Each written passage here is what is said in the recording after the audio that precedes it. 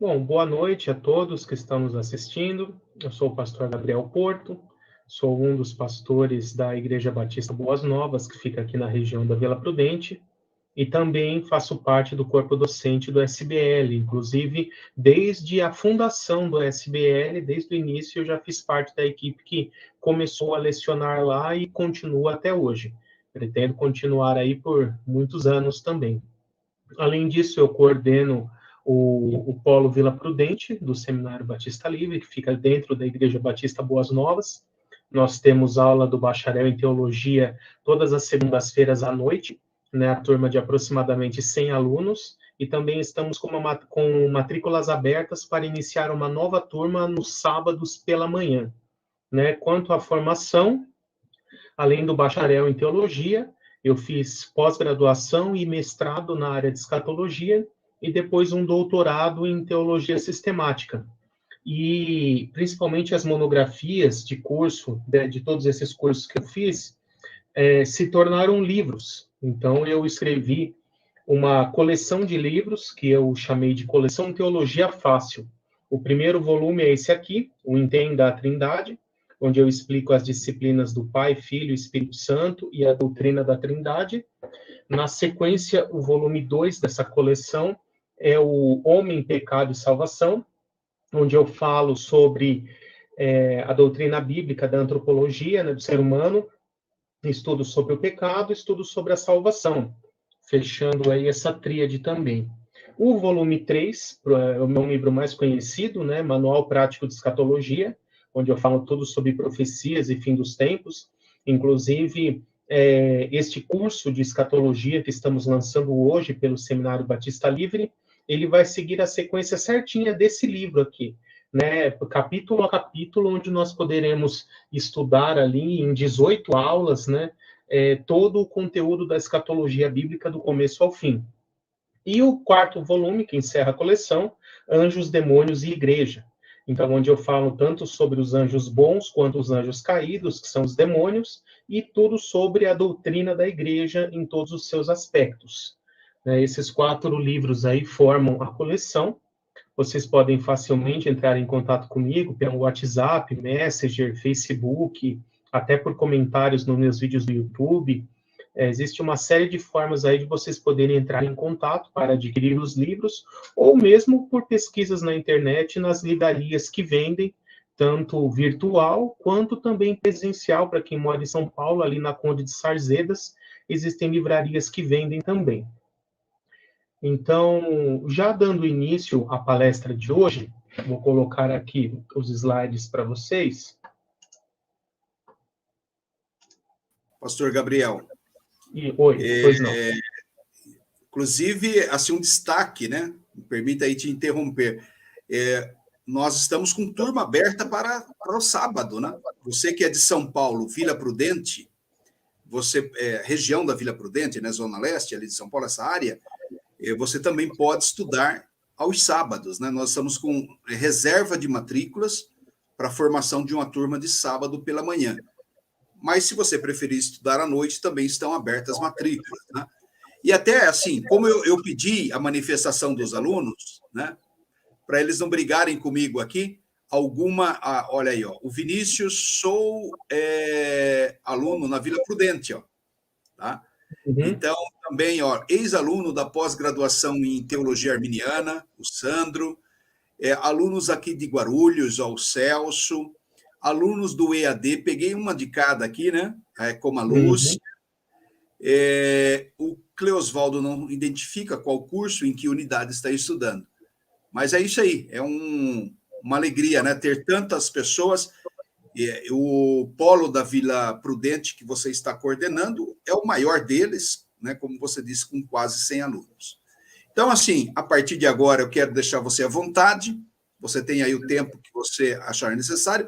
Em média, temos trabalhado aí 1h, 1h15, consegui entregar a palestra nesse tempo.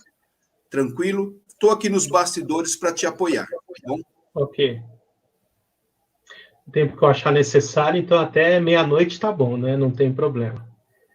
Pode ser, pode ser. Vamos ver se o povo aguenta. O povo está ávido pelo conhecimento, né? É isso aí. Então vamos lá, gente. Vamos começar. Já vou colocar aqui a primeira projeção. Então, hoje, basicamente, eu vou tratar sobre 2 temas diferentes na mesma palestra, né? São correlacionados, assim como todos os temas relacionados à tribulação, mas eu vou procurar tratar eles de uma forma separada e sequencial, obedecendo aí a ordem cronológica em que eles se desenrolam dentro do contexto tribulacional. Então, a palestra de hoje eu vou falar sobre a Batalha do Armagedon e as 2 testemunhas. Então, primeiramente, eu preciso explicar para vocês o que é o conceito de período tribulacional. Porque tanto as 2 testemunhas quanto a Guerra do Armagedon, ou popularmente mais traduzido nas versões antigas, a Batalha do Armagedon, que eu vou explicar no decorrer dessa palestra, que não é a tradução mais correta seria a Campanha do Armagedon, ou em termos mais modernos, Guerra do Armagedon, são eventos que se desenrolam durante a tribulação, durante o período tribulacional. Então, é necessário nós primeiros construirmos essa base do que é o período tribulacional. O período tribulacional, ele é descrito na Bíblia desde o Antigo Testamento. O Antigo Testamento, já em diversas profecias, fala sobre esse período em que Deus reservou na história para cumprir uma série de propósitos relacionados aos seus planos para a humanidade, a sua soberania, né? Então, a Bíblia dá vários nomes para esse período. Nós, por exemplo, encontramos chamando de período de ira, né? Vários textos do Apocalipse falam isso, assim como de Salonicenses, também Sofonias no Antigo Testamento. Fala também que é um período de julgamento, né? Apocalipse fala muito isso, também período de indignação, Isaías vai usar esse termo, Isaías também usa o termo castigo, né, para se referir a esse período, o tempo de castigo. Apocalipse 3 vai usar o período de hora de julgamento, né, Jeremias usa a expressão tempo de angústia para Jacó, né, tempo de angústia para Israel. Joel fala que é um período de destruição, também fala que é um período de trevas, assim como Sofonias e Amós também falam que é um período de trevas. E nós, como pré-tribulacionistas, cremos que a igreja será livrada de tudo isso, da ira, do julgamento, da indignação de Deus, do castigo, desse período de angústia, de destruição e de trevas. Principalmente a primeira carta aos Tessalonicenses, ali no capítulo 1 e também no capítulo 5, vão falar bastante isso, né? Mas no que consiste esse período tribulacional? Conforme as profecias de Daniel, e também o próprio livro de Apocalipse, nós conseguimos entender que é um período de 7 anos literais, em que Deus permitirá que se levante um líder gentil entre as nações, que a teologia cristã chama de o anticristo, né? Então, vou até colocar aqui no próximo slide. É importante nós entendermos que a tribulação faz parte do plano geral de Deus para a humanidade. Não será um período em que Deus perdeu o controle ou deixou correr solto, né? Deixou correr soltas aí as rédeas da história da humanidade. Não.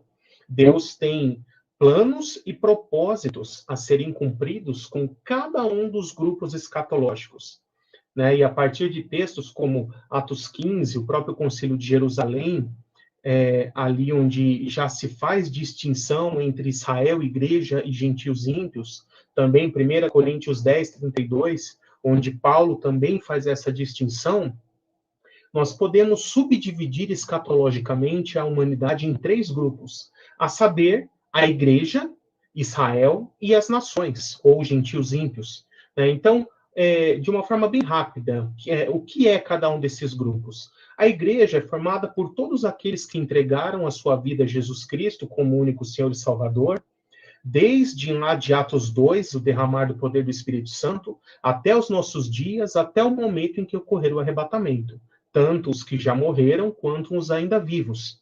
Este grupo é a igreja, formada de judeus e gentios, né?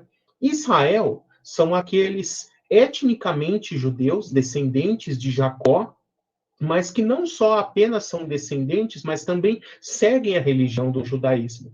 Ainda não creem em Jesus como Messias, mas está profetizado nas Escrituras que eles crerão. Como Paulo, por exemplo, fala em Romanos 11, o próprio profeta Jeremias, em Jeremias 31, fala que Deus faria uma nova aliança para a casa de Israel também, que substituiria a aliança de Moisés.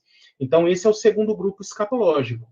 E o terceiro grupo escatológico são os gentios ímpios, as nações, aqueles que não são nem igreja, nem judeus. Né? Então, quem não é nem igreja, nem judeu, quem sobra são as nações, são os gentios ímpios.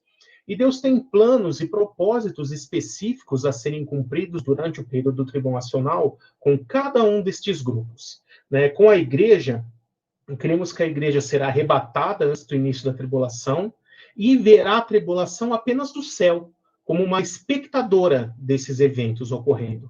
E é lógico que lá no céu ocorrerá Tribunal de Cristo, Bodas do Cordeiro e outros eventos que eu não vou entrar em detalhes aqui porque não é o tema principal de hoje. Já com Israel, por não crer no Messias até o momento do arrebatamento, Israel permanecerá na terra, não será arrebatado. E Deus derramará os juízos na terra que atingirão Israel e atingirão os gentios, mas em proporções diferentes. Porque para Israel, o objetivo de Deus é que eles se quebrantem e se convertam por meio dessa aflição, desse sofrimento durante a tribulação e venham a crer em Jesus Cristo, em Yeshua como o Messias, para poderem ser salvos.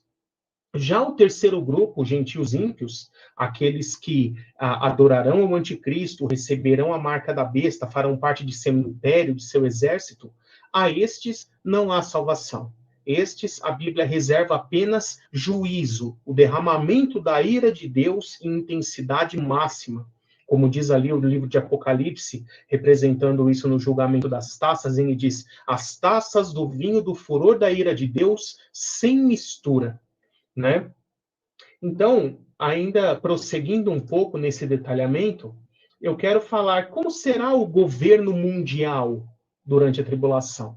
Porque, basicamente, no período tribulacional, surgirá um líder entre os gentios que irá unificar o mundo.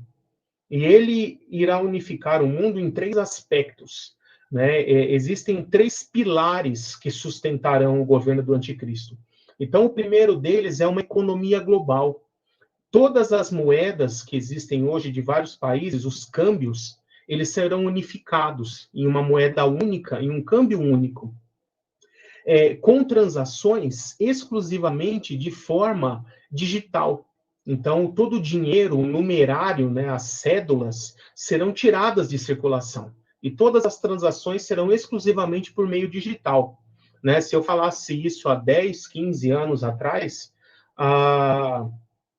as pessoas diriam que seria muito difícil, mas atualmente, com a ascensão do Pix, por exemplo, aqui no Brasil, e a evolução das criptomoedas, está cada vez mais iminente a retirada do dinheiro físico. Né? Inclusive, eu recebi essa semana uma notícia de que os Estados Unidos já estão dando início ao projeto do dólar digital, também que é a retirada das cédulas físicas de dólar nessa migração para meios digitais. E com certeza o dólar fazendo isso, logo em seguida o euro irá fazer e as outras principais moedas do mundo acompanharão essa tendência. Então, realmente está muito perto disso acontecer. O segundo pilar ali do governo do anticristo é uma política global. Então, hoje, os países, apesar de acordos que existem no sentido assim de unificar nações, acordos comerciais, acordos militares, as nações ainda têm autonomia, ainda são soberanas. Mas esse acordo de política global irá tirar a soberania das nações. As nações, elas perderão pelo menos certo nível de sua soberania até para a ascensão de um governo que se estabelecerá acima das nações e regerá várias nações. Então, os governos das nações se submeterão a leis internacionais que tirarão até certo aspecto desculpe. a soberania das nações. E esse é o governo do anticristo. E o terceiro ponto é uma religião global. Isso também é muito importante ser observado e ser explicado com relação ao período tribulacional. O período tribulacional não será um período ateu, ou um período em que será pregado o ateísmo no mundo. Não. Será instituída uma falsa religião oficial, e esta será a única tolerada pelo governo do anticristo. E todos serão obrigados a seguir apenas esta religião, por meio do falso profeta, que eu vou explicar melhor daqui a pouco. Então, esses são os três pilares: uma economia global, uma política global e uma religião mundial.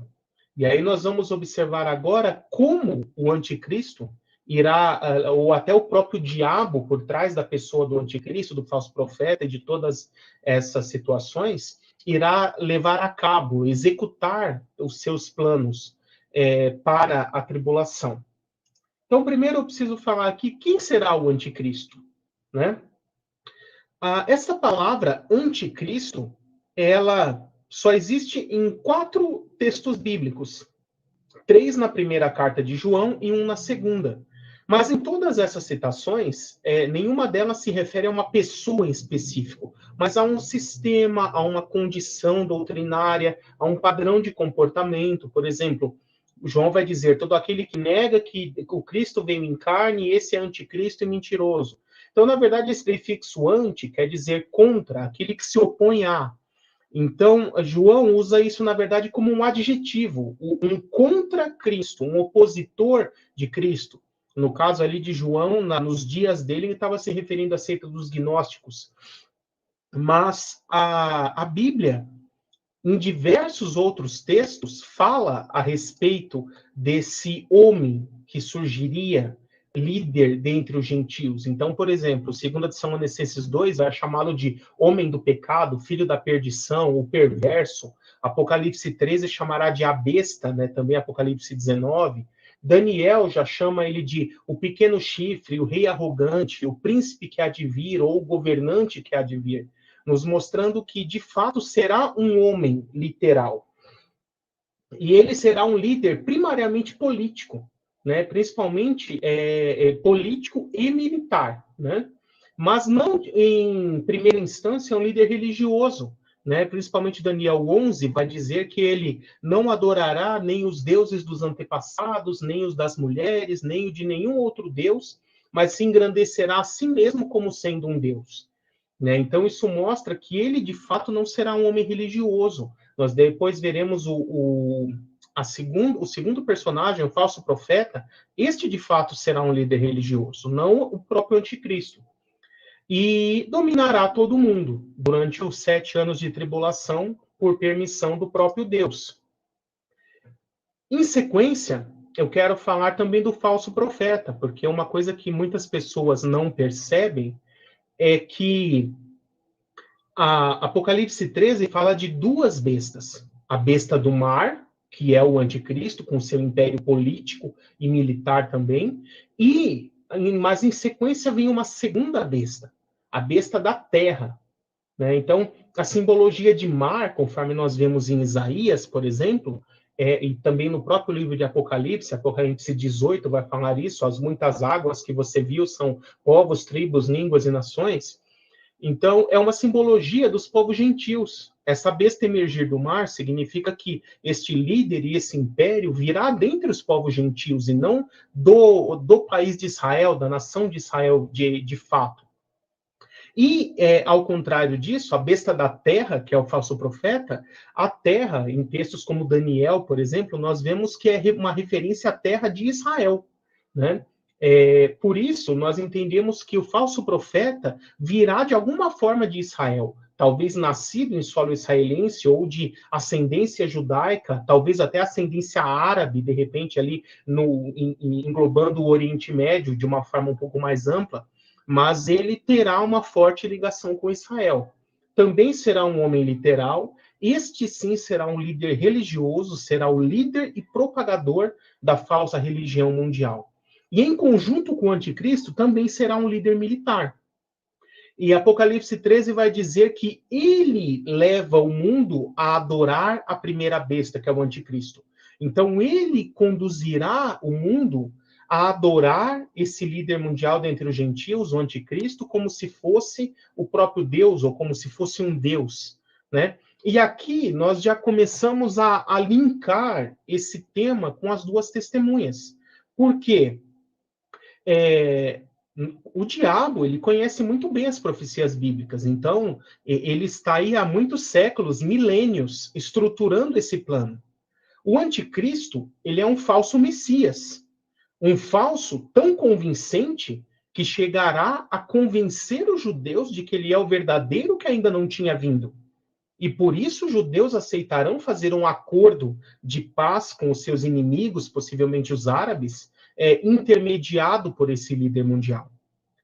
E como ele será tão convincente? De que forma ele poderá ser tão convincente a ponto de convencer os judeus de que ele é o verdadeiro Messias? Por isso que Apocalipse 6 o apresenta também como um cavaleiro de cavalo branco. Jesus, em Apocalipse 19, é um cavaleiro de cavalo branco. Mas o cavaleiro de cavalo branco em Apocalipse 6 não é Jesus, ele é o anticristo. Ele é um impostor, ele é um falso, um falsário, que vai fingir ser o Messias. E aqui entra a importância da figura do falso profeta.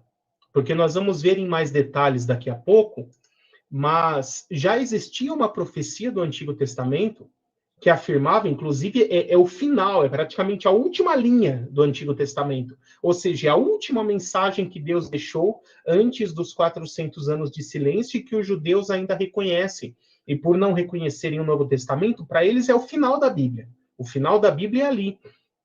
Deus fez uma promessa de que no fim dos tempos, um pouquinho antes da chegada do Messias, enviaria de volta o profeta Elias. O mesmo que subiu vivo aos céus, né, como nós vemos ali no livro de Reis, capítulo 18, ele voltará para preparar o caminho para a vinda do Messias. Então, Malaquias 4, verso 5 diz assim: vejam, eu enviarei a vocês o profeta Elias antes do grande e temível dia do Senhor. Então, perceba que os judeus aguardam a vinda de Elias, o retorno de Elias. E é o Elias que primeiro irá autenticar que ele de fato é o Elias, por meio dos seus sinais e maravilhas realizados no Antigo Testamento, ou sinais muito semelhantes. E uma vez sendo autenticado e reconhecido como Elias em seu retorno pelo povo de Israel, ele apontará para a nação de Israel quem é o Messias. Então, na verdade, o falso profeta, ele é um falso Elias. Nós vemos no Apocalipse 13, o texto diz que ele fará sinais à vista de todos, fazendo até cair fogo do céu. E aí nós retornamos lá em 1 Reis 18, quem fez cair fogo do céu?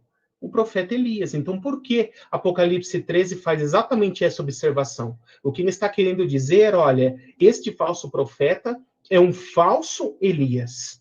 E através de sinais e maravilhas feitos pelo poder do diabo, ele conseguirá enganar a nação de Israel, fazendo-os acreditar de que ele é o verdadeiro Elias que ainda não tinha retornado, que agora estava retornando. E logo em seguida o texto diz, e ele leva o mundo a adorar a primeira besta que fora ferido, contudo revivera.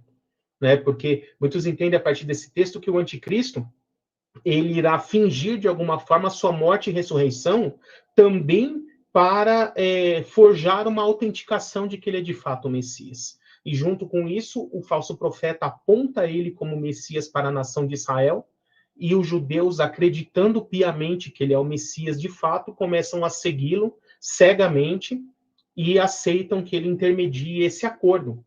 E por meio do falso profeta também será instituído o que a Bíblia chama de a marca da besta. O que eu posso falar sobre a marca da besta é que ela será um dispositivo tecnológico, possivelmente eletrônico, ou talvez não apenas eletrônico, mas também eletrônico, que servirá como um controlador populacional mundial em vários aspectos. Ele será a base de todo o sistema financeiro unificado desse governo mundial, será implantado na mão direita ou na testa das pessoas. Recusá-lo implicará em pena de morte. Depois, Apocalipse 20 diz lá que aqueles que recusaram a marca da besta serão decapitados pelo anticristo. Então, a Bíblia até nos explica como será a forma de execução daqueles que recusarem essa marca. E Apocalipse 14, versos 9 a 11, diz que aqueles que aceitarem essa marca estão sumariamente condenados ao lago de fogo. A estes não há mais chance de salvação. Então, existe muita especulação sobre o que seria a marca da besta. Eu não vou entrar em detalhes aqui, porque também não é o tópico da palestra de hoje, mas o que eu quero deixar como informação para vocês, que ajudará a dar um norte a esse aspecto, é que no grego existem duas palavras que podem ser traduzidas como marca. A mais comum e mais usada é estigma. Estigma pode ser uma marca de um rótulo, um desenho, poderia ser até uma tatuagem. Ou até uma marca natural de nascença, não exatamente feita pelo homem, né? Mas existe uma outra palavra bem mais rara, que é o termo caragma, né? Vem do termo carax. Carax, no grego, significa enfincar estaca. Né, também é muito usado quando em textos que falam sobre a marca que uma picada de cobra faz, quando a cobra finca as presas ali na sua vítima. Né? Ou seja, ela passa a ideia de algo que uma marca causada por algo que perfurou a pele.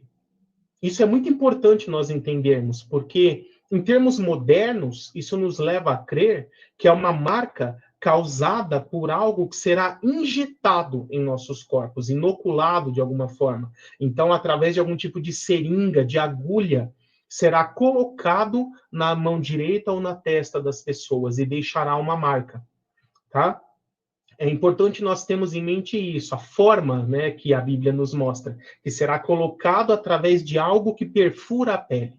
Né? E aí, fora isso, eu não vou entrar mais em muitos detalhes, porque eu já quero prosseguir no nosso assunto das duas testemunhas. Né? Deixa eu ver aqui. Primeiro eu vou falar das duas testemunhas, depois eu retorno naquele outro slide. Então, da onde vem o conceito das duas testemunhas? Como eu disse, existem profecias no Antigo Testamento que falam de retorno de profetas no Antigo Testamento. Então, Malaquias 4, verso 5, como eu já citei, fala do retorno de Elias. E Deuteronômio 18 fala, por exemplo, que no futuro viria um profeta semelhante a Moisés. E nós vemos no Novo Testamento que o entendimento da igreja primitiva é que essa profecia se cumpriu em Cristo, como o próprio evangelista nos confirma. Né? Mas ele tem essa ideia de conceito de profetas renomados do Antigo Testamento retornando. É por isso, já com essa mentalidade que os judeus do primeiro século tinham, que quando Jesus pergunta ali em Mateus 16, quem dizem os homens ser o filho do homem? E é por isso que ele responde, uns creem que é Elias, Isaías, Jeremias ou algum dos profetas, porque já havia incutido esse conceito na mente dos judeus do primeiro século, de que profecias bíblicas apontavam para o retorno de profetas do Antigo Testamento no tempo do fim. Né? E é importante entendermos isso em relação às duas testemunhas. O texto que fala das duas testemunhas no livro de Apocalipse é Apocalipse 11, e eu quero ler aqui para os irmãos versos 3 a 13, vou ler na íntegra, para que nós possamos explorar bem esse texto. Né? A tradução que eu utilizarei aqui para vocês é a NVI, Nova Versão Internacional, e começa assim: darei poder às minhas duas testemunhas, e elas profetizarão durante 1260 dias, vestidas de pano de saco. Né? Eu vou aos poucos aqui fazendo pausas e comentando. Então, a palavra testemunha aqui no grego é mártir. Né? Depois recebeu essa conotação de alguém que morre pelo testemunho de Deus, de Cristo, da palavra de Deus, né? Mas, originalmente, a palavra mártir significa testemunha, aquele que dá testemunho. Não precisa necessariamente morrer por causa desse testemunho, mas geralmente ocorre. Por isso que a palavra mártir acabou adquirindo essa conotação diferente do seu sentido original etimológico, né? E elas profetizarão durante 1260 dias. 1260 dias, em anos judaicos, que são de 360 dias, dá exatamente 3 anos e meio.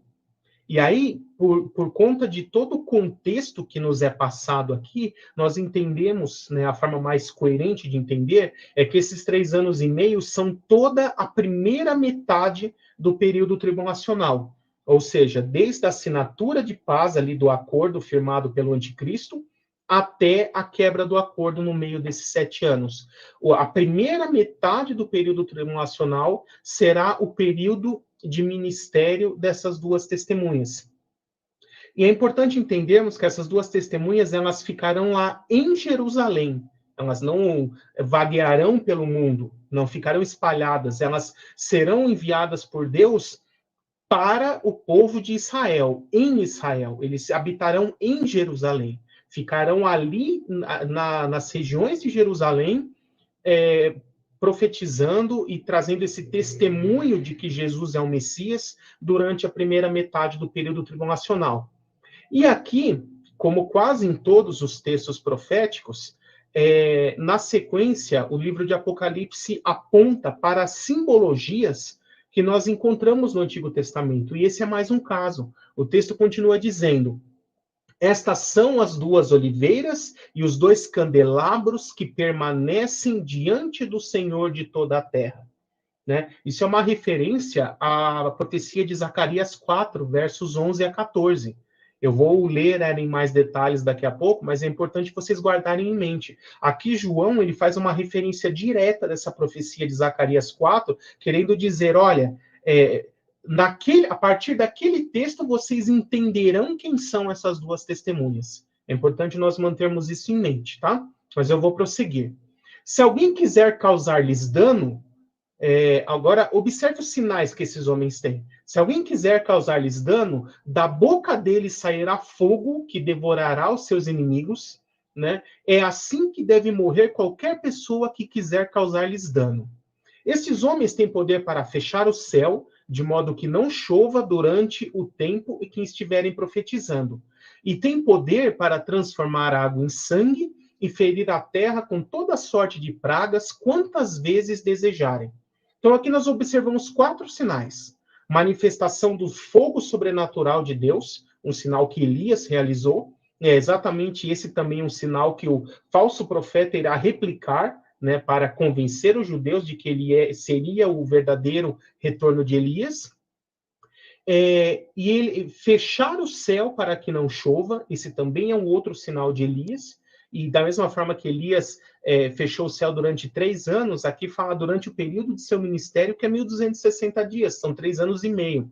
Então, isso também nos leva a crer que durante a primeira metade do período tribulacional não irá chover, ou pelo menos não em Israel, o lugar onde eles estarão de fato. Tá? E depois fala de outros 2 sinais que estão associados à pessoa de Moisés. Né? Ele fala transformar a água em sangue, que foi um dos sinais que Moisés fez nas 10 pragas do Egito, e ferir a terra com todas sortes de pragas, quantas vezes desejarem. E aí é uma menção mais generalizada que engloba todas as outras pragas do Egito. Né? Por assimilação, nós podemos pensar dessa forma. Então, estes são os sinais sobrenaturais que esses homens farão. E aí o texto continua dizendo: quando eles tiverem terminado o seu testemunho, a besta que vem do abismo, ou seja, o anticristo, os atacará e irá vencê-los e matá-los. Os seus cadáveres ficarão expostos na rua principal da grande cidade, que figuradamente se chama Sodoma e Egito. Né? Aí, até aqui ficaria difícil de identificar essa cidade, mas olha o que ele diz no final: onde também foi crucificado o seu Senhor. Então, aqui você já tem a dica, é Jerusalém. E por que Jerusalém é chamada figuradamente de Sodoma e Egito?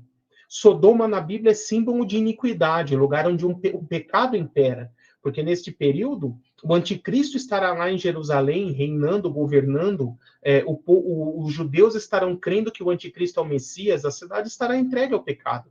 E Egito é lugar de escravidão, porque o povo de Israel já estará se tornando escravo desse falso Messias, que é o anticristo.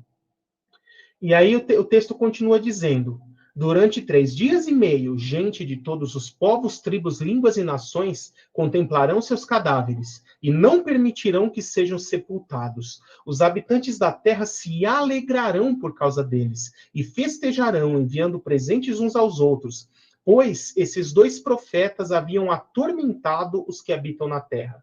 Mas até aqui, por enquanto. Então perceba que os gentios ímpios irão se alegrar muito com a morte deles, deixando os seus corpos expostos durante 3 dias ali na praça principal de Jerusalém, não permitindo que sejam enterrados, trazendo presentes uns aos outros, e fala que o mundo inteiro verá isso. Né? A coisa vai de 50 anos atrás, um pouco mais, 80, 100, ninguém imaginava como que o mundo inteiro poderia ver um evento em tempo real. Mas hoje, recentemente, nas últimas décadas, com os satélites de transmissão, televisão, internet, nós sabemos que se tornou extremamente fácil. Né? A pessoa ali começa a fazer uma transmissão ao vivo no YouTube, pronto, já está o mundo inteiro vendo, ao vivo. Né? Então, a tecnologia que nós temos hoje já permite que isso seja realizado sem nenhum problema. A transmissão em tempo real de um evento ali para o mundo inteiro, de um lugar específico. E aí o texto diz assim, prosseguindo aqui, deixa eu ver aqui, mas depois dos 3 dias e meio, entrou neles um sopro de vida da parte de Deus, e eles ficaram de pé, e um grande terror tomou conta daqueles que os viram. Então imagina, eles são ressuscitados na presença, ao vivo, na presença de todo mundo que está ali, e transmitindo para o mundo inteiro isso e vendo eles sendo ressuscitados. Então eles ouviram uma forte voz do céu que lhes disse: subam para cá. E eles subiram para os céus numa nuvem, enquanto os seus inimigos olhavam. Naquela mesma hora, houve um forte terremoto, né? Guarde isso. No meio dos 7 anos da tribulação, com a ressurreição das 2 testemunhas, houve um forte terremoto, porque daqui a pouco eu vou falar de outro texto que também fala desse mesmo terremoto. E os sobreviventes ficaram aterrorizados e deram glória a Deus. Imagina isso, irmãos. Ateus, ímpios, dando glória a Deus. Para você ver o nível do temor que chegou deles. Né? E então, esse é o texto que fala das 2 testemunhas. A primeira questão que nós temos que abordar: são homens literais ou simbólicos? Porque existem vertentes no meio teológico, como o amilenismo e até o pré-milenismo histórico, muitas vezes, tenta retratar as 2 testemunhas como figuras, como símbolos, representando o Antigo e Novo Testamento, Israel e a Igreja, a lei e a graça, e assim por diante. Mas o próprio texto fala de homens que irão morrer e ressuscitar, já mostra que são homens literais. Mas como o próprio apóstolo João deu a dica, estes são as 2 oliveiras e os 2 candelabros que estão à direita e à esquerda do trono de Deus, né? Fazendo uma referência ali a Zacarias 4. Olha o que Zacarias 4, versos 11 até 14 nos diz. Aqui Zacarias está tendo uma visão, e ele vai perguntando ao anjo, o anjo vai explicando para ele, e ele diz assim: a seguir, perguntei ao anjo, o que significam estas 2 oliveiras à direita e à esquerda do candelabro? E aí no verso 14 ele responde: então ele me disse, são os 2 homens que foram ungidos para servir o soberano de toda a terra. Então perceba que ali Zacarias está tendo uma visão do céu. E ele vê que no céu, Deus, na época dele, ali, 400 a.C., já tinha separado 2 homens e os ungido. A unção significa capacitação sobrenatural da parte de Deus. Então já tinha capacitado esses 2 homens para realizar uma missão especial, que é nos revelada no livro de Apocalipse. Eles voltariam como sendo as 2 testemunhas. Né? Por isso que João faz esse link. Olha, aqueles 2 homens que Zacarias vê lá à direita e à esquerda do trono de Deus, estes são as 2 testemunhas que agora estão retornando à Terra. Né? Então, isso nos dá a certeza de que são homens literais. Né? Outra afirmação que se faz é que eles seriam homens do futuro, nascidos em nossa época. Mas isso também não se encaixa porque não cumpre a profecia de Zacarias 4. Né? Zacarias 4 diz que eles já estavam lá no céu, 400 a.C., separados para serem enviados à terra durante a tribulação. Então, tem que ser homens que já existiram, já viveram sua vida na terra e estão retornando. Né? E aí nós chegamos em 3 candidatos às 2 testemunhas. O primeiro tem que ser Elias, não tem outro jeito, porque a profecia de Malaquias 4, verso 5, de que Elias irá retornar, tem que ser cumprida. E é importante nós entendermos que João Batista não foi o cumprimento derradeiro dessa profecia. João Batista foi um substituto de Elias na primeira vinda do Messias, porque senão Elias ia ter que vir 2 vezes. Ia ter que vir precedendo a primeira vinda de Cristo e depois precedendo a segunda vinda. Então, para preceder a primeira vinda de Cristo, Deus levanta João Batista, que é um substituto de Elias para a primeira vinda. Né? E é por isso que o texto fala que ele vem no mesmo espírito de Elias, né? Com a mesma missão, a mesma função que Elias terá. Mas, de fato, o próprio e verdadeiro Elias tem que retornar. Né? E é por isso que Deus o arrebatou em vida. E ele não morreu, não experimentou a morte, porque ele já está separado para ser uma das 2 testemunhas. Outro candidato seria Enoque, justamente pelo mesmo motivo, esse primeiro motivo, né? Existem outros, de ter sido arrebatado em vida. Apesar de, nos textos que falam de Enoque, isso não ser tão claro, tão explícito, quanto são nos que falam de Elias. Né? Existem interpretações diferentes a respeito de Enoque, de que talvez, quando fala não viu a morte, pode ser que ele tenha, Deus o tenha colocado inconsciente para que ele não sofresse a morte, não sentisse a morte, e tenha levado só a alma dele para o céu. Né? Mas isso é só uma teoria, uma especulação. Tá? E a terceira a terceira pessoa candidata a testemunha é Moisés. Né? Então, se a primeira é Elias, sobra Enoque e Moisés para uma vaga. Aí eu costumo falar, tem uma repescagem agora aqui para a última vaga de testemunha. Né? Eu, particularmente, entendo ser Moisés. Né? Por quê? Foi Moisés quem apareceu junto com Elias no Monte da Transfiguração. Lá em Mateus 17, nós vemos que quando Cristo sobe ao monte e se transforma para sua forma glorificada, quem aparecem lá não são Elias e Enoque, são Elias e Moisés. E Moisés está visualmente igual a Elias naquele momento, formando um par com ele. Né? Então, para mim, isso é um indicativo forte, além do fato de que os sinais e maravilhas que as 2 testemunhas farão são 2 sinais de Elias e 2 sinais de Moisés. Né? E aqui eu não entrarei em detalhes a respeito, por exemplo, da ressurreição de Moisés, né? Apesar que é bom que eu entre sim, porque eu já fui acusado algumas vezes de crer em doutrina adventista, porque eu falo que acredito na ressurreição de Moisés, mas eu preciso explicar aqui que é de forma diferente. Eu não estou falando de ressurreição glorificada para nunca mais morrer, como Cristo já ressuscitou, como diz ali em 1 Coríntios 15, mas que apenas Deus o teria trazido de volta à vida no mesmo corpo mortal, né? Assim como ele fez tantas outras ressurreições. O Lázaro, o filho da viúva de Naim, a filha de Jairo, né?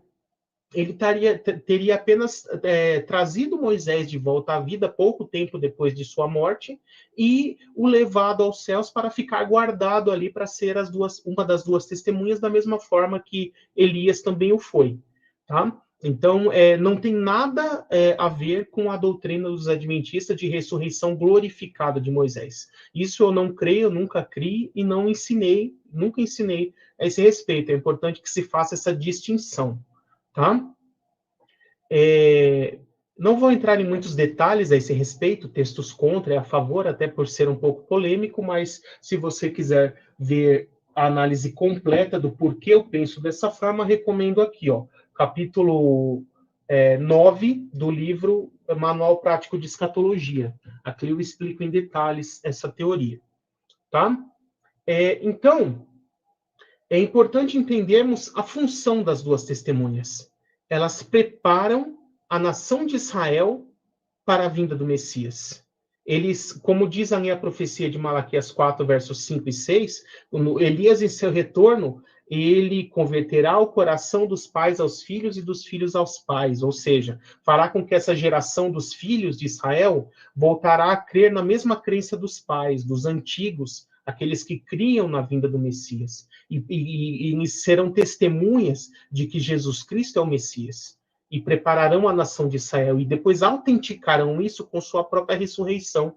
Então, quando eles ressuscitam e sobem aos céus, essa é a prova absoluta e cabal de que a mensagem deles era verdadeira. E por isso o povo ali que está dá glórias a Deus. Então, praticamente, esse evento converte a nação de Israel. A partir da ascensão das duas testemunhas, o anticristo, ele já começa de forma assim, praticamente automática, perder o seu apoio. Ele cai em descrédito diante dos judeus. E esse é um dos eventos que será o estupim para a quebra do acordo. Então, retornando aqui no slide anterior. Paz ou falsa paz? A profecia das 70 semanas, no verso 27, diz que o período tribulacional começará com um acordo de paz. Que esse príncipe que há de vir do mesmo povo que crucificou o Messias, ou seja, dos romanos, ou pelo menos de alguma área do antigo Império Romano, que hoje abarca uma série de nações,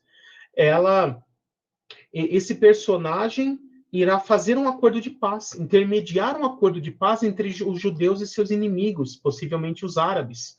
E ambos os lados respeitarão esse acordo. Esse acordo dividirá Jerusalém como uma cidade internacional, uma parte para cada um, e por meio desse acordo será permitida a reconstrução do templo de Jerusalém. E aí existem teorias de, será demolida a mesquita de Omar de alguma forma, o Domo da Rocha, ou como será feito para construir? Eu, particularmente, acredito que será construído ao lado, porque se nós pegarmos ali o Monte do Templo, existe ali a mesquita, um museu e um jardim. Essa parte que é o museu e o jardim, há espaço suficiente para construir só o prédio do templo, porque antigamente, ali no Templo de Jerusalém, existia o templo em si e um pátio ao redor. O pátio dos gentios, o pátio dos judeus. Então, há espaço suficiente para construir o prédio do templo ao lado da mesquita. Né? E particularmente, eu creio que é assim que ocorrerá. Como um símbolo de união, de harmonia, de paz entre esses dois povos, o templo de cada uma das duas religiões, um ao lado do outro, compartilhando o monte do templo.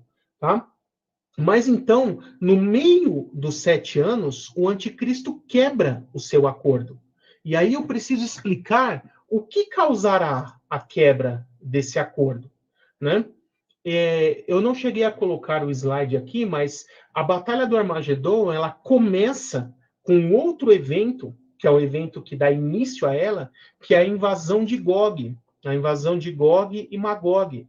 E ela é muito importante que nós possamos entender o que é esse evento. Ele está descrito lá principalmente no livro de Ezequiel, capítulos 38 e 39 do livro de Ezequiel, onde ele descreve que... deixa eu até achar o texto aqui. É um outro texto que é muito importante que eu leia com vocês, porque ele traz muitas informações que nós precisamos destrinchar para analisarmos em detalhes o que essa profecia está nos revelando.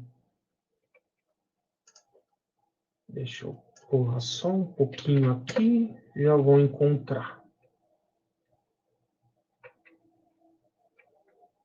Aqui, profecia contra Gog, Ezequiel 38.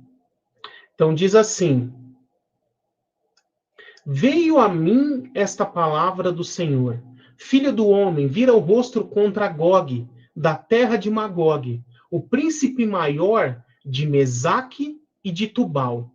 Profetize contra ele. Também outras traduções dizem o príncipe de Ros, né? E diga, assim diz o soberano Senhor, estou contra você, Gog, príncipe maior de Mesaque e Tubal. farei você girar, porém anzóis em seu queixo, e farei você sair com todo o seu exército, seus cavalos e cavaleiros, totalmente armados, e uma grande multidão com escudos grandes e pequenos, todos eles brandindo espadas, né, ou agitando as suas armas em termos modernos. A Pérsia, a Etiópia e Líbia estarão com eles, todos com escudos e capacetes, Gomer com suas tropas, que Gomer seria equivalente hoje mais ou menos à Alemanha Oriental, tá? E Bet Togarma, do extremo norte, com todas as suas tropas, muitas nações com você. Né? Então, aqui o texto continua descrevendo, eu não vou ler todo ele aqui em completo, para não consumir tempo demais, mas o que essa profecia nos revela aqui nos capítulos 38 e 39 de Ezequiel? Que um rei, um líder, um governante, né, que a Bíblia aqui chama de Gog, da terra de Magog. Quando nós observamos esses nomes, Gog, nós retornamos ali à descendência de Jafé, né, a descendência de Jafé, filho de Noé. Uma parte foi para a Europa e outra parte foi para a Ásia, principalmente o norte da Ásia. E aí nós temos esse descendente Gog que ocupou o espaço que hoje equivale ao leste europeu e à Rússia, né? E quando nós vemos aqui Mesaque e Tubal, os estudiosos afirmam que são referências antigas às regiões e cidades que hoje seriam Moscou, né? Mesaque, né? Seria Moscou, e Tubal seria Tobolsk, que são as duas principais cidades ali da Rússia. Mas a parte mais ocidental, a principal cidade é Moscou, e a parte mais oriental, ali em direção à Sibéria, a cidade principal seria Tobolsk. Então, a partir disso, nós entendemos que está falando da Rússia. E eu estava até refazendo umas pesquisas hoje, é muito interessante isso. Se você pegar lá Google Maps, eu até recomendo que você faça isso depois, você escreve lá Polo Norte, ele vai encontrar ali o pontinho onde é o Polo Norte no Google Maps. Aí, se você clicar com o botão direito, coloca assim, medir distância. Aí você vai até Jerusalém e coloca a distância até aqui. Ele vai fazer um risco, uma linha reta entre esses dois pontos. E esses dois pontos, do Polo Norte a Jerusalém, passa exatamente em cima de Moscou. Depois você pode fazer isso. Então, ou seja, Moscou está exatamente ao norte de Jerusalém. Mostrando que realmente esse reino do norte, né, que é mostrado ali, hoje equivale à Rússia. Né? E por que depois se usa a expressão Gog e Magog? Depois repetida ali em Apocalipse 20, em outro evento que não tem ligação com esse. Porque é a terra mais distante que os judeus conheciam. Então, quando fala assim, até os confins da terra, o fim do mundo, a parte mais distante do mundo, para o norte eles conheciam Magog, que seria a Rússia, e para o ocidente eles conheciam Tarsis, que equivale à Espanha hoje. Então, esses eram os pontos mais distantes do mundo que eles conheciam. Né? Então, quando o texto está querendo dizer aqui, do lugar mais distante do mundo ao norte virá o inimigo. E ele mostra que não é só a Rússia, mas que existem outros países que se aliarão à Rússia, países que hoje são árabes, de maioria muçulmana, que fazem esse meio do caminho entre a Rússia e Israel.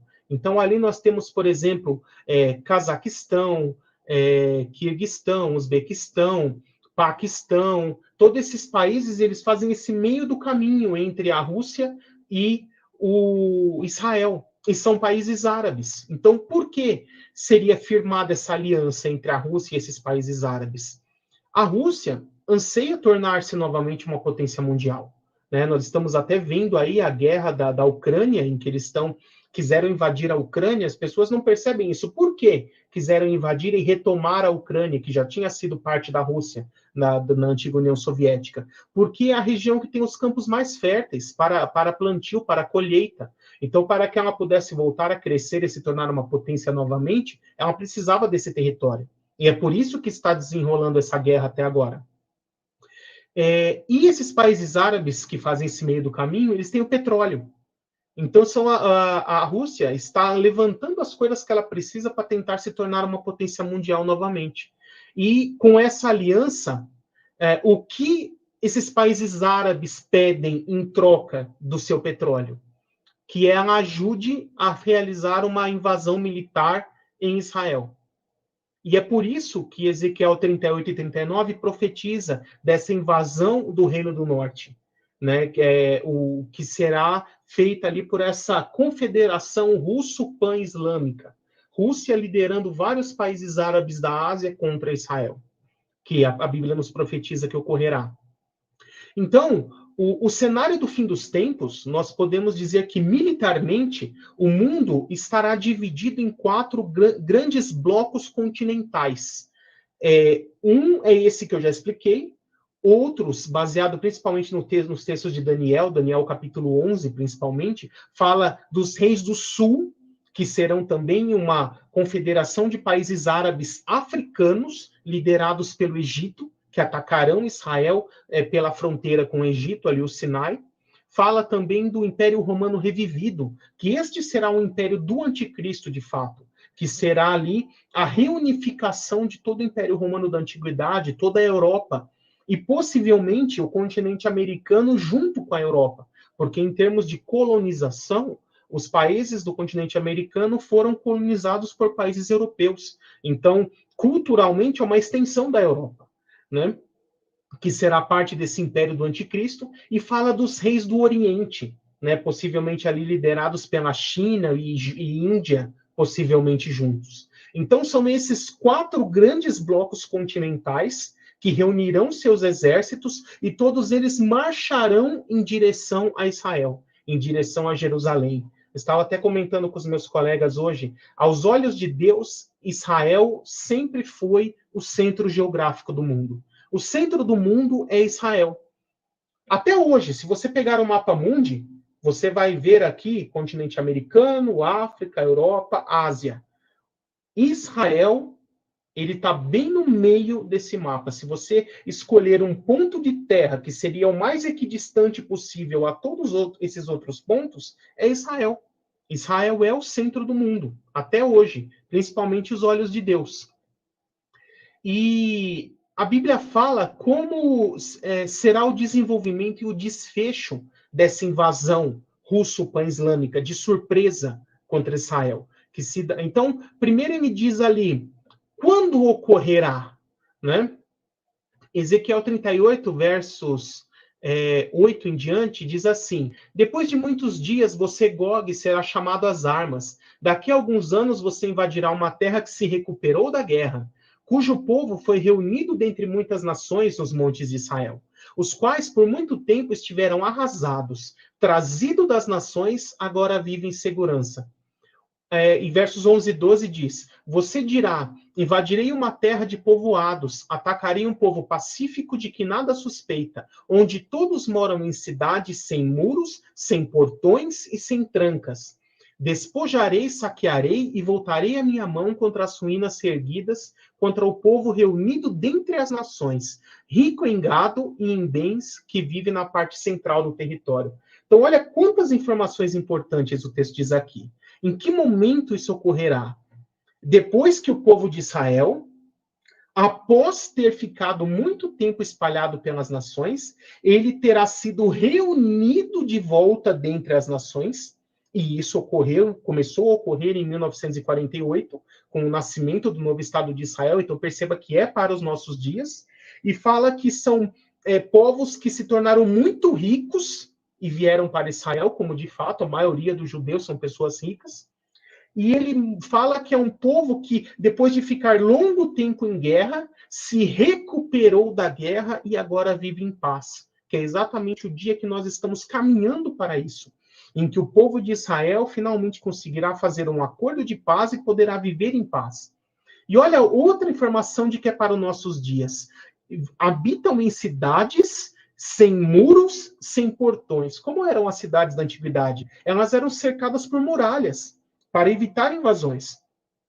Mas quando chega no século XX e se desenvolve aviões, mísseis, bombas que vêm de cima, que vêm do céu, defender cidades com muralhas se tornou inútil.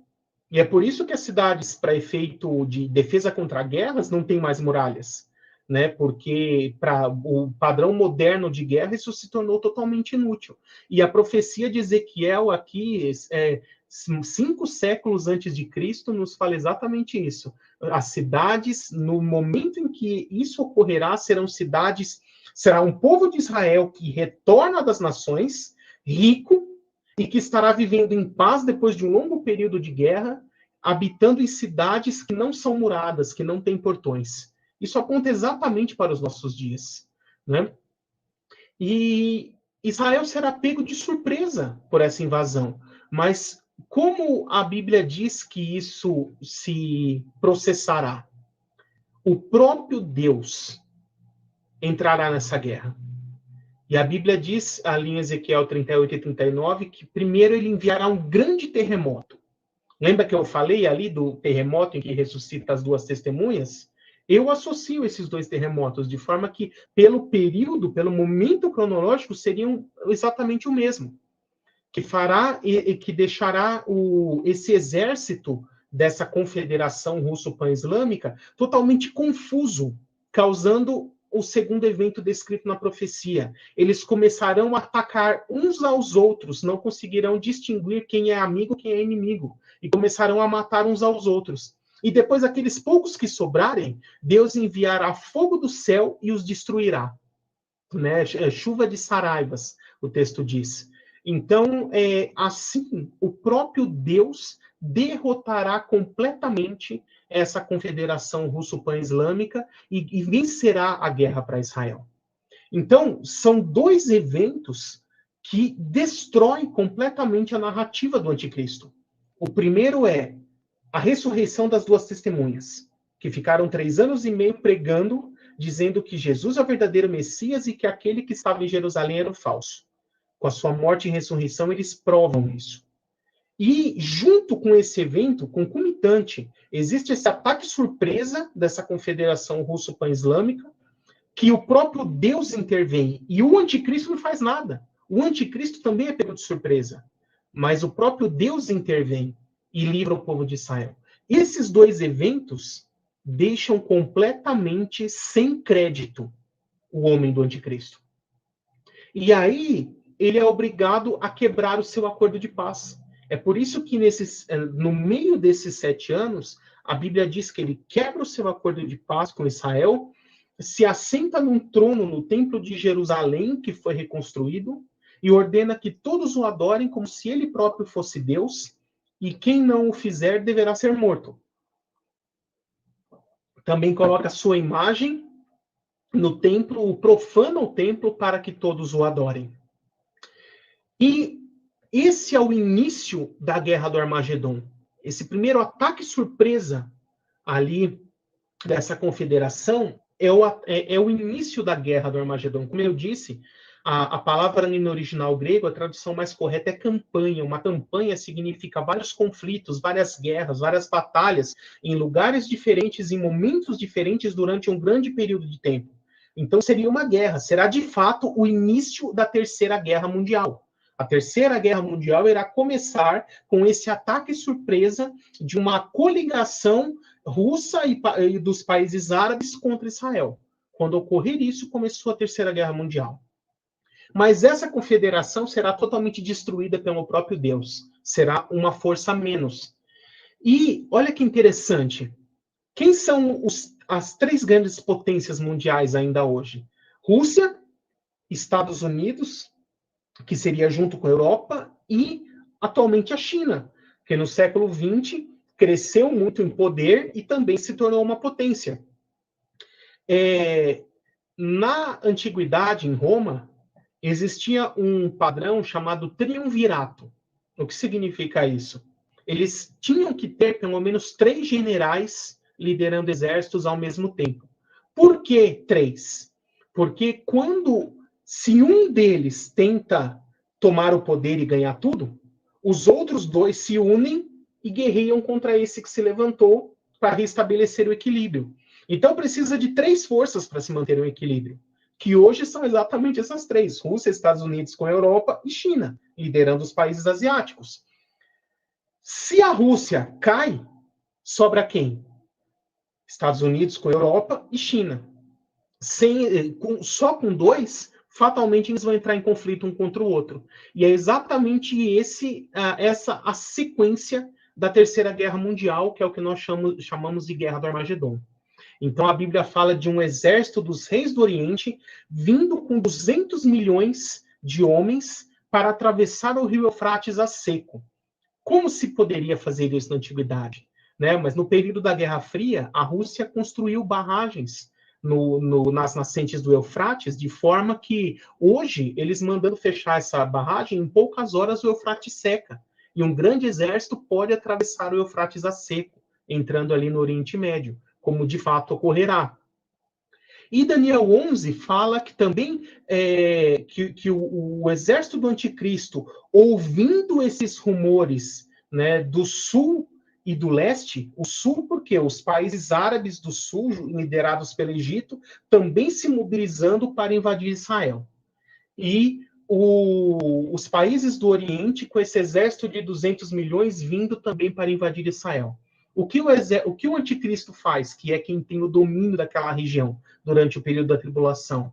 Ele conclama os seus exércitos para que também venham de todas as regiões e se juntem a ele no Vale de Megido.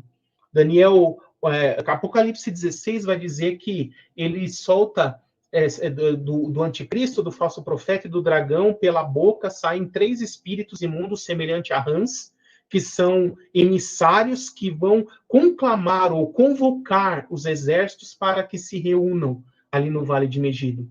Daniel 11 vai dizer que ele sai de Jerusalém e começa a acampar entre o grande mar, que é o mar Mediterrâneo, e o Monte Santo, que é Sião, que é exatamente o Vale de Megido, se você olhar no mapa, esse lugar, esse meio do caminho entre os dois. E ali ele fica esperando a chegada dos exércitos. Então, esses exércitos irão ali se degladiar, para ver quem assumirá o domínio da Terra Santa, né? Existe um filme relativamente antigo, de uns 15 anos atrás, chamado Megido, até interessante alguns pontos, e uma das frases que o anticristo e o falso profeta conversando nesse filme dizem assim: no fim dos tempos, quem dominar a Terra Santa dominará o mundo todo. E é exatamente essa ideia. Eles buscam o domínio da Terra Santa para dominar o mundo todo.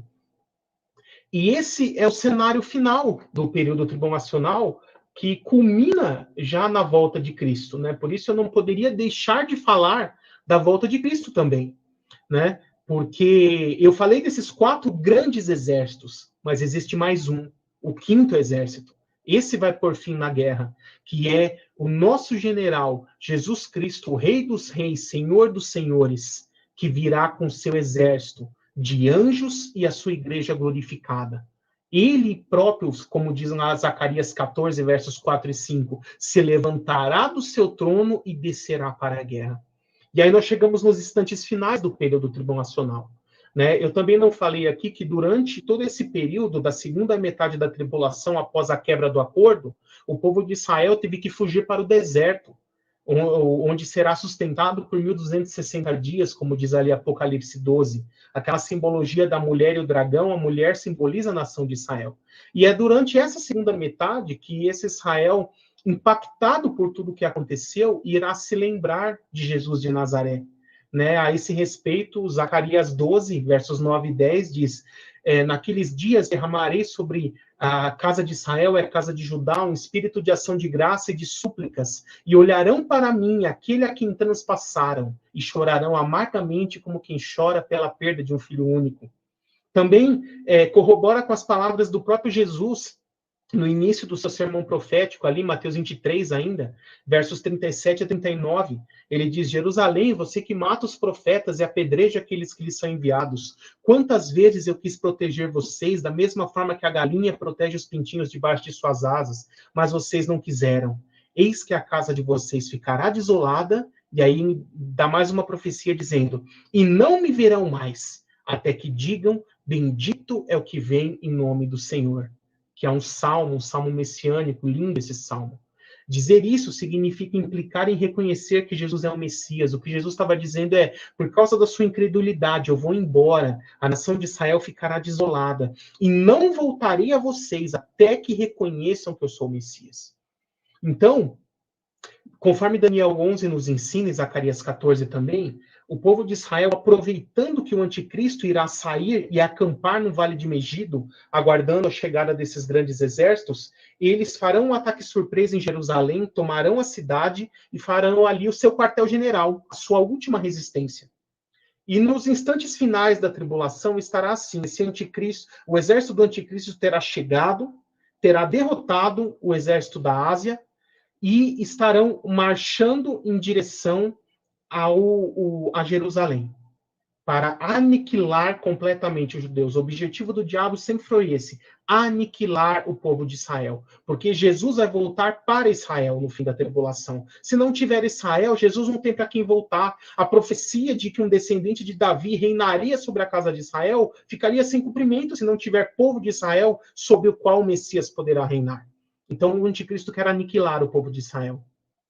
Então, ali, como diz Zacarias 14, o exército do anticristo estará chegando na periferia de Jerusalém, ali nos municípios vizinhos, matando homens, fazendo cativos, prisioneiros, estuprando mulheres, fazendo uma destruição por onde passa. E o povo estará ali recluso nos montes da Cidade Velha, na muralha da Cidade Velha. Então, eles vão olhar para o céu e clamar ao Senhor. E nesse momento o Senhor vem. E essa é a volta de Cristo. E como diz Zacarias 14, naquele dia os seus pés estarão sobre o Monte das Oliveiras, pisarão o Monte das Oliveiras, e o monte se fenderá, criará uma fenda de leste a oeste com um grande terremoto, separando metade para o norte e metade para o sul. E esse irá de Azel, que fica a oeste, a leste, aliás, do Monte das Oliveiras, cerca de 2 quilômetros, até a cidade velha de Jerusalém e o muro, e rasgará esse muro no local que hoje nós chamamos de Porta Dourada, Porta Oriental. E o povo de Israel irá passar em segurança por esse vale que o próprio Cristo criará entre os montes, e ficará em Azel, na segurança. Mas então, quando o anticristo chega na cidade velha, pensando que tudo está ganho, ele dá de cara com o Messias, com o Cristo glorificado com seu exército de anjos. E a Bíblia diz que pela manifestação de sua glória, pelo sopro de sua boca, ele destruirá completamente todo o exército do anticristo. E conclamará as aves dos céus para que venham e devorem os cadáveres de todos esses soldados.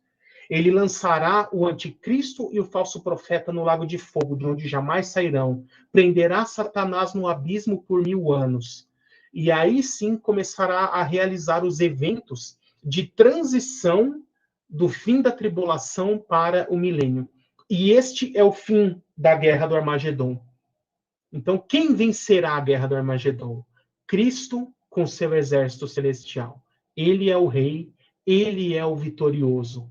Ele reinará para sempre, não só sobre Israel, mas sobre toda a terra, como o Rei dos Reis e Senhor dos Senhores. Quero encerrar aqui e passo a palavra novamente para o pastor Jamierson, para que nós possamos fazer um bate-papo e tirar algumas dúvidas aí do pessoal. Pastor Jamierson está novamente com a palavra.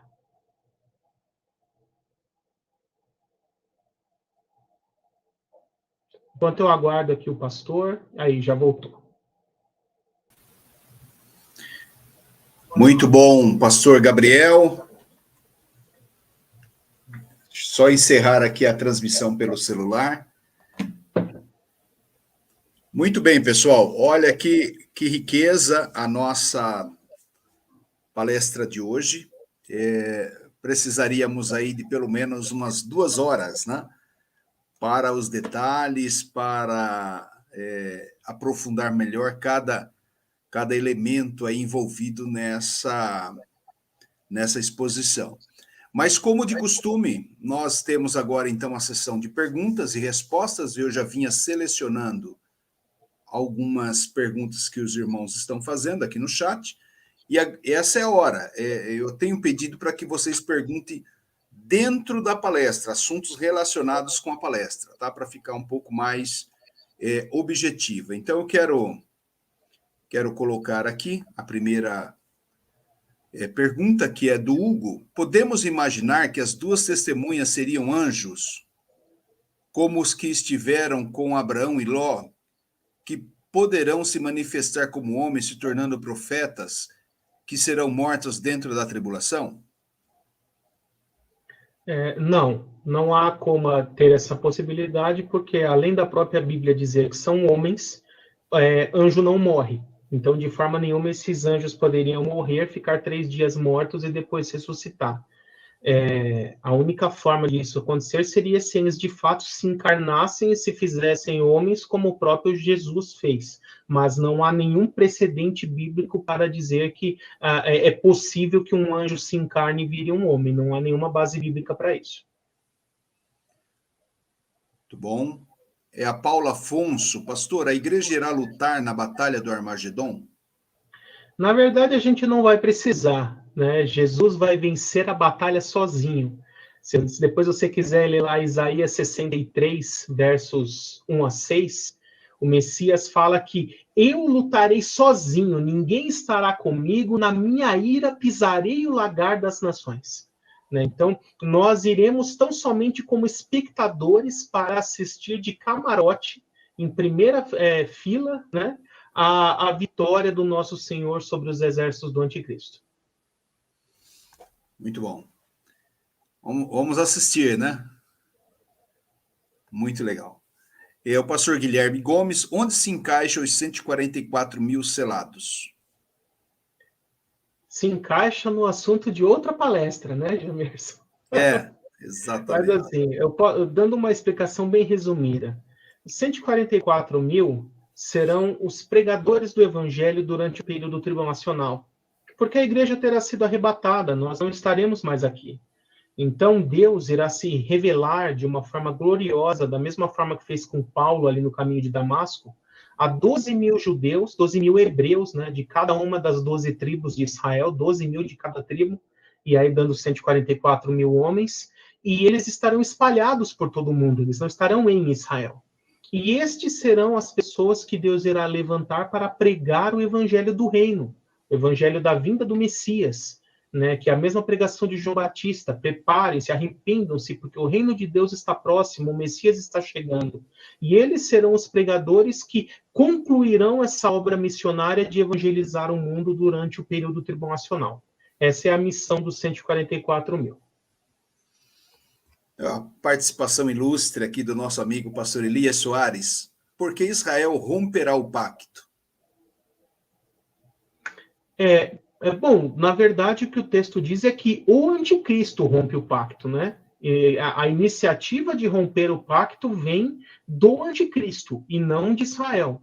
Mas como eu explanei ali na apresentação, diante das evidências e dos acontecimentos ali do meio dos 7 anos, com morte e ressurreição das 2 testemunhas e a autenticação da mensagem deles por meio desses sinais, e por conta também desse ataque surpresa ali da invasão de Gog e Magog, que o anticristo não vai fazer nada e o próprio Deus vai intervir, esses eventos deixarão o anticristo totalmente descreditado.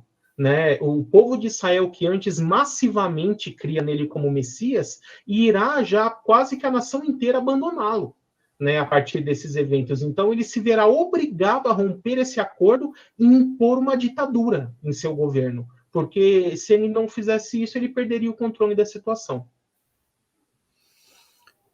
Ok.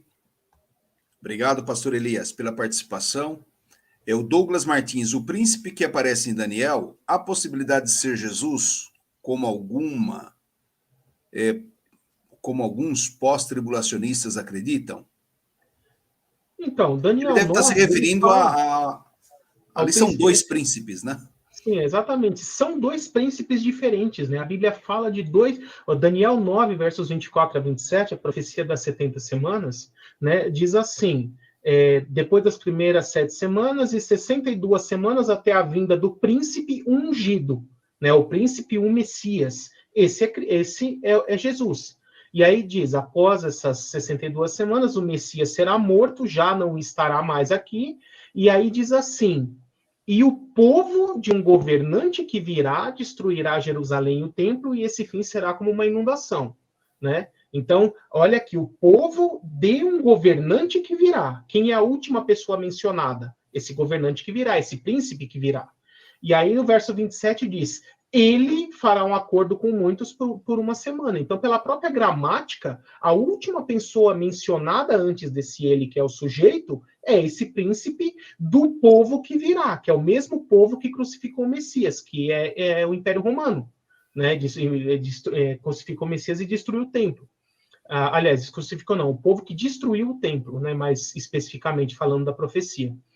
Então, o texto claramente mostra de dois príncipes diferentes. Um príncipe Messias e o outro príncipe do mesmo povo que destruiu o templo, que é o Império Romano.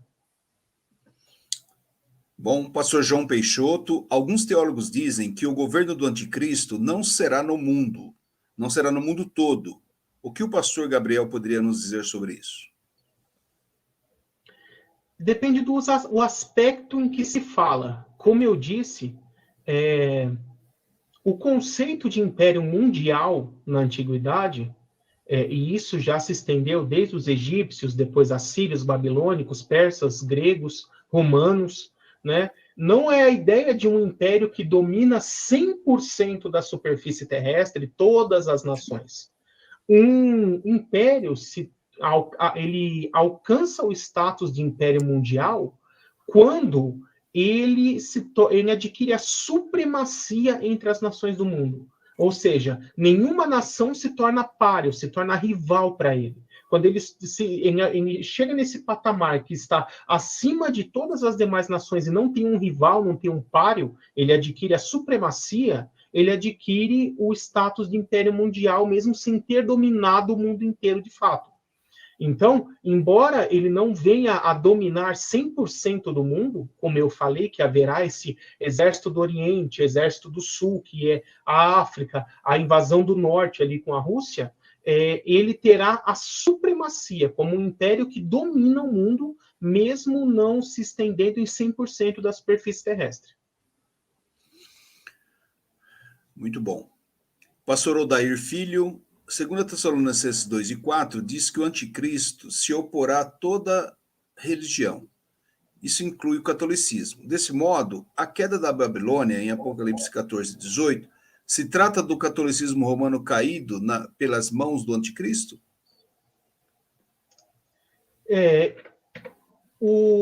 A Babilônia, que é descrita ali nos capítulos 17 e 18, né? Então, um fala da Babilônia comercial, que seria a parte mais política ali do Império do Anticristo, e o outro fala da Babilônia religiosa. Eu entendo essa Babilônia religiosa ser a falsa religião mundial liderada pelo falso profeta, né? Que será uma forma corrompida de cristianismo, um cristianismo adulterado, né? Que inclusive é por isso que é chamado de prostituta, porque ela se prostitui com o paganismo, com conceitos pagãos de outras religiões e heresias.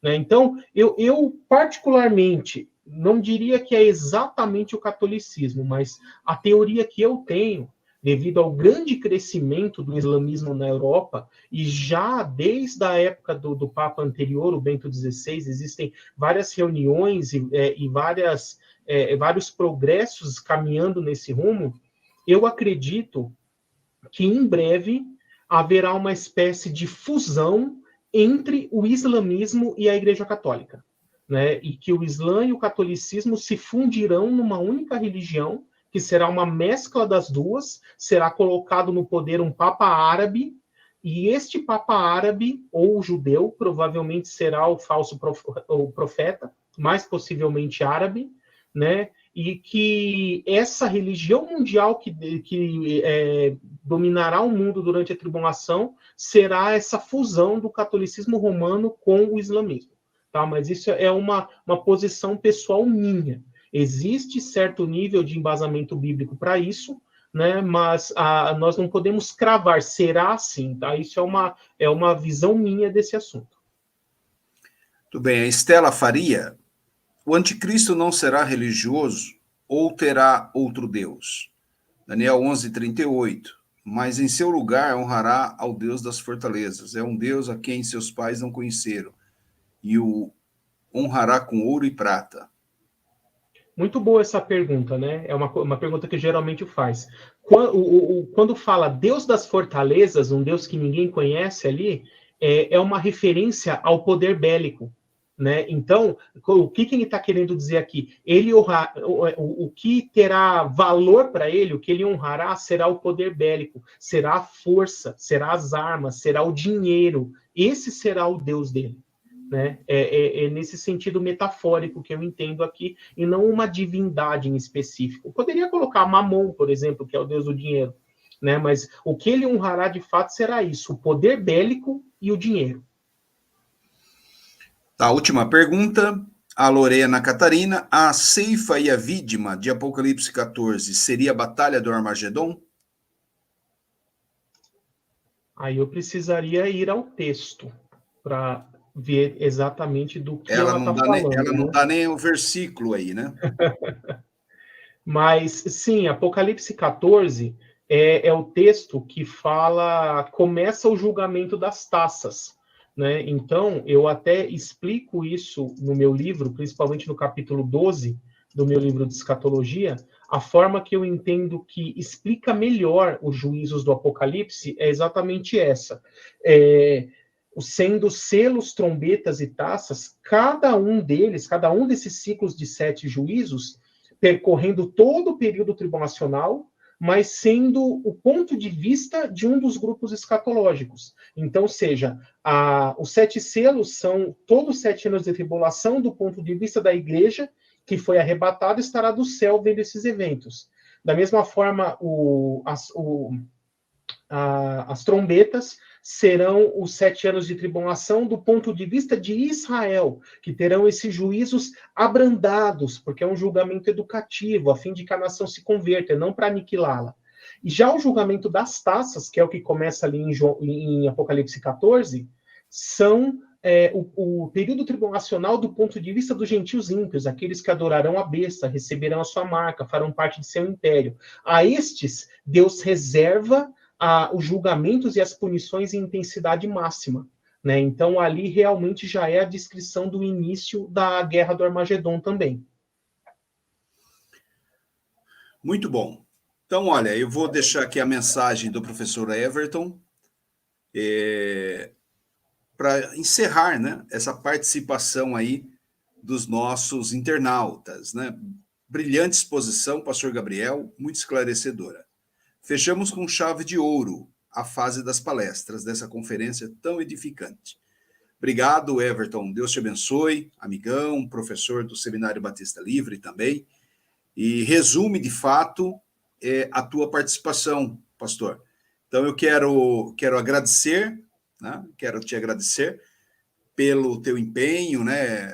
Ajuda na divulgação, enfim, né? Você não tem medido esforços aí para estar nos ajudando.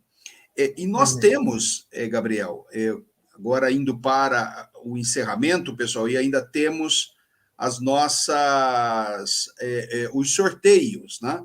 Temos os sorteios. Então, o que eu quero agora compartilhar, né, juntamente com o pastor Gabriel, é o lançamento do curso de escatologia.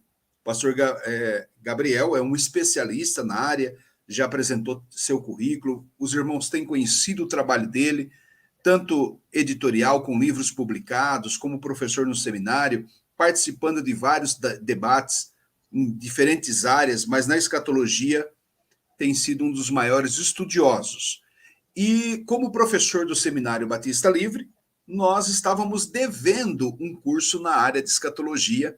Nós temos outros cursos presenciais, online, mas fizemos então essa parceria com o pastor Gabriel e estamos lançando hoje, né? Lançando hoje aqui esse curso que vai ser assim revolucionário. Penso que um dos mais completos, estava revisitando todas as videoaulas na plataforma, é um dos cursos mais completos, mais detalhados, diferente da conferência, pessoal, que é muito rápido, é apenas uma exposição panorâmica. No curso de escatologia, o pastor Gabriel ele tem tempo para entrar em cada um desses detalhes, falar de tantos outros pontos de vistas também. Então, assim, é um curso fantástico. Está sendo lançado hoje pelo Seminário Batista Livre. Tá? Então, mais uma palavra de gratidão aí por essa nossa aliança. E eu gostaria que você desse uma palavrinha, então, em relação a esse curso, tendo sido você aí o produtor, o professor, né, com as videoaulas. Então, esse curso realmente é um curso muito completo, são 18 aulas, né, aproximadamente aí 16 horas, um pouco mais de 16 horas contínuas ali de ensino bíblico, sempre focado na base bíblica de cada um dos assuntos. Então, eu começo transcorrendo desde panorama do Antigo Testamento, para que vocês entendam essa base do plano de Deus que começou lá na eternidade passada, passa pela criação, queda, todo o Antigo Testamento, vinda de Cristo, início da igreja, história de toda a igreja, os eventos do fim dos tempos, esse plano de Deus para a história da humanidade. E aí eu falo desde métodos de interpretação bíblica, o método alegórico, literal, quando e como utilizá-los da forma correta, qual é a forma correta de interpretar simbologias bíblicas, e isso é fundamental para se entender as profecias. Falo depois sobre o dispensacionalismo e as alianças de Deus, né? Falo também das alianças eternas e incondicionais que Deus fez, que são o fundamento da escatologia, profecias do livro de Daniel, de Zacarias, Ezequiel, Isaías e tantos outros profetas da Bíblia que falaram sobre eventos futuros, eventos da consumação escatológica. Falo também de todas as profecias dos impérios mundiais, que é também descritas ali no livro de Daniel.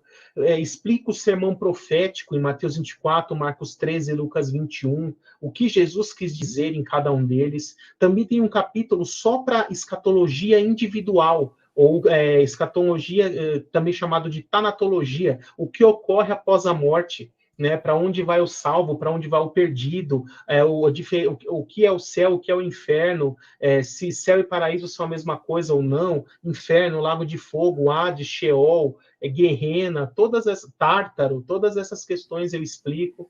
Falo também tudo o que ocorrerá durante a tribulação, separado em cada um dos 3 grupos, com Israel que ocorrerá, com a igreja que ocorrerá durante a tribulação e com os gentios ímpios. Eventos de transição para o milênio e a eternidade, a partir da tribulação para o milênio, a partir da volta de Cristo, depois todo o reino milenial, né, com todos os seus detalhes, as suas características, tudo que irá ocorrer, as profecias relacionadas a ele, até o fim do milênio, eventos de transição do milênio para a eternidade, depois como será a eternidade também, e para fechar, uma explicação completa de todo o livro de Apocalipse, capítulo a capítulo. Esse é o curso que vocês terão em mãos aí para poder assistir e reassistir quantas vezes puderem, quiserem, e de preferência, se você já tiver ou puder adquirir o livro para usar em conjunto com esse curso, aí sim o seu aprendizado será total, será pleno. Você realmente, eu posso dizer que, em questão de conteúdo, esse curso equivale a uma pós-graduação em escatologia, de tão completo que ele é. Exatamente. Pastor Gabriel, e eu quero destacar o seguinte, né? Vantagens. Primeiro, preço promocional. Hoje está sendo lançado, então tem uma condição especial para os inscritos na conferência. Então, está aparecendo aqui na sua tela o nosso WhatsApp, que é o 011 9 3759 4012.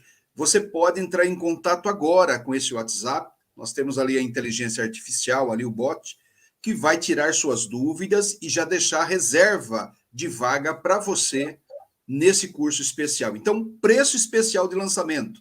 O curso inteiro são videoaulas gravadas, que você vai poder acessar durante o ano inteiro, tá? Então, vocês terão todo um guia de cada videoaula que estarão aparecendo, com os slides, com todo o material da apresentação preparado pelo professor Gabriel Porto. que tem estudado exaustivamente esse assunto e certificado do Seminário Batista Livre. No final, você vai receber um diploma, uma certificação nessa especialização em escatologia. Então, eu quero que você entre em contato agora, pessoal, agora, tá? Mande uma mensagem nesse telefone que está aparecendo na sua tela. Eu já colei esse número também aí no WhatsApp. Pega um papel aí, anote esse número, tá? Mande uma mensagem para o nosso robozinho lá e você já vai deixar registrado o seu interesse para que, então, segunda-feira, a secretaria possa efetivar tua matrícula, tá bom? Então, esse é o grande lançamento da noite. Eu quero agradecer ao pastor Gabriel, te dar aí também, né, os minutos finais para você divulgar seus contatos e uma palavra final para que eu faça aqui na sequência agora o sorteio. Ok. Bom, eu agradeço mais uma vez a oportunidade de poder ter participado dessa conferência. Para você que mora em São Paulo, principalmente aqui no ABC Paulista, Moca, Vila Prudente, as regiões próximas, convido também você a vir conhecer o Polo Vila Prudente do Seminário Batista Livre, a nossa turma ali, bacharel em teologia, né? É um espaço muito agradável ali dentro da Igreja Boas Novas. Nós temos estacionamento coberto dentro da própria igreja e gratuito para que você possa usar durante o curso.